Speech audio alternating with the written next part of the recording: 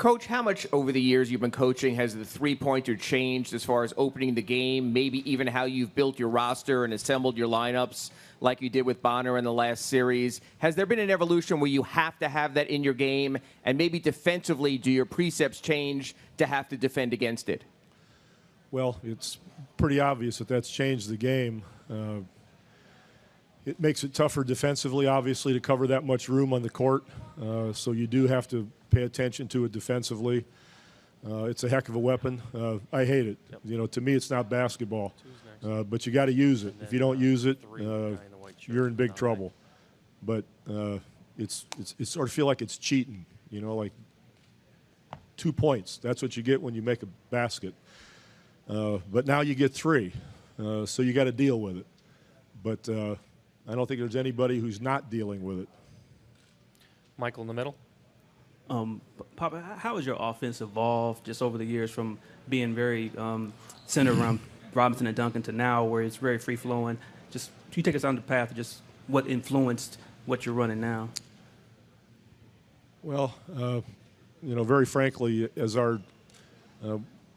we try to be as good a defensive team as we can be. We're not as good as we used to be defensively. So if that's going to diminish, you need to do something at the other end of the floor to make up for it. So we changed our pace and the way we approach things at the other end of the floor to make up for what we're going to lose, you know, defensively. And that's the bottom line. Jay on the right. Along those lines, does your offensive tempo help you kind of restrain opponents' scoring? You don't often see other players put up big numbers against you. Does that start with the offensive end? I don't know where it starts. I mean, for me, it still starts with defense. We concentrate a great deal on that end of the floor because I don't think you can be the last team standing without being a good defensive club. But having said that, we know that to win we need to score, and that's where the pace comes in. But it's a tricky thing. You know, you can have pace, and, you know, we had pace last game and we had 23 turnovers. That's not what we're looking for. We're not looking for a quick shot or anything like that, but it's something that has to be massaged, and you have to walk a fine line to get it the way you want it. Chris standing on the right.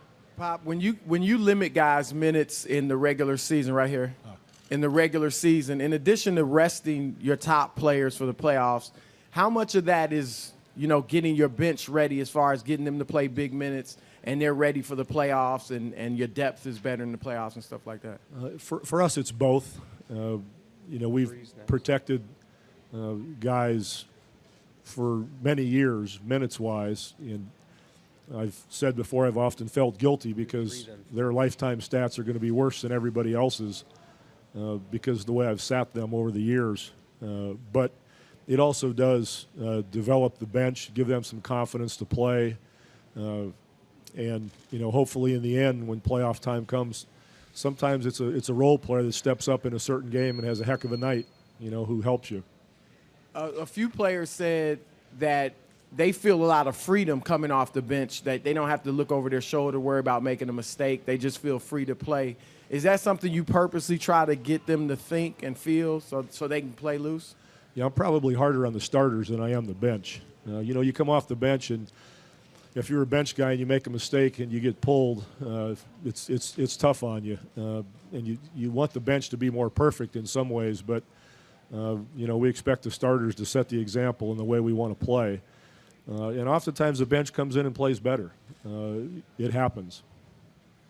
Tim, back right. Pop, is when you've got two teams that have both a commitment to defense and want to play at a certain pace, I think you had 27 points off turnovers. They had 28. I might have them flip-flopped. I think you combined for 40 turnovers. Is that just going to be the trade-off that combination of pace and defense is going to lead to a certain number of mistakes? You know, my guess is that you won't see that tomorrow night, turnover-wise. I don't think either one of us will turn it over as much as we did.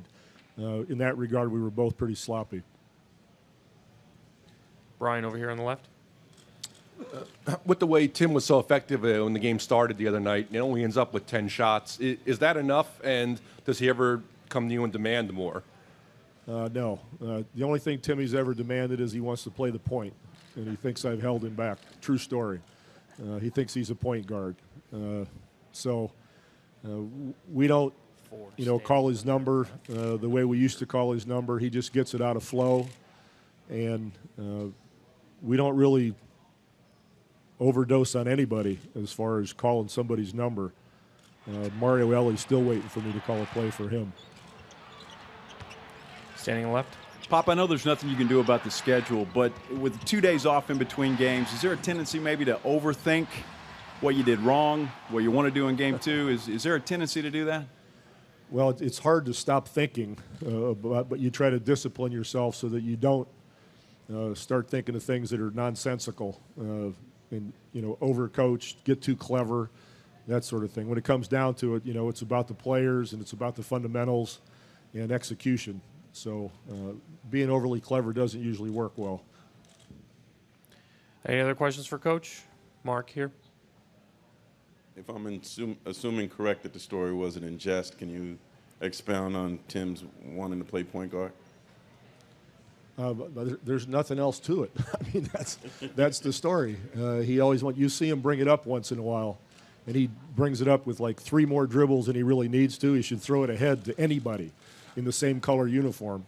But he'll get 3 more dribbles in just to practice in case I do it, which I'm really going to do. Anyone else? Thanks, Coach.